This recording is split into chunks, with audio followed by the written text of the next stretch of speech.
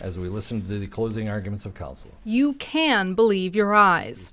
That was the main argument of the prosecution as it addressed the jury one last time in the closing arguments of Derek Chauvin's murder trial. This case is exactly what you thought when you saw it first, when you saw that video. It is exactly that. It's what you felt in your gut. It's what you now know in your heart.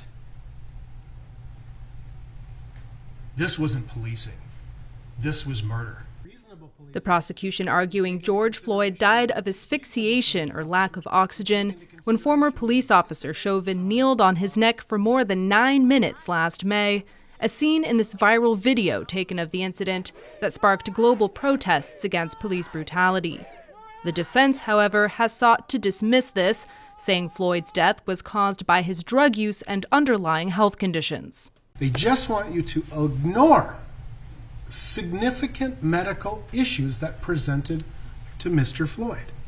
And the failure of the state's experts to acknowledge any possibility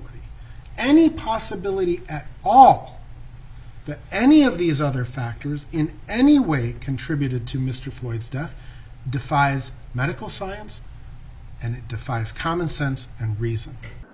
Fearing a repeat of last year's protests, Minneapolis is on high alert as it awaits the verdict, which now lies in the hands of the 12 jurors.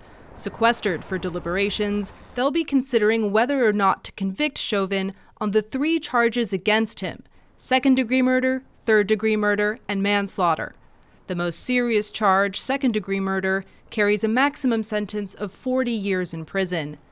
The jury must reach a unanimous verdict to convict or acquit. Chauvin has pleaded not guilty.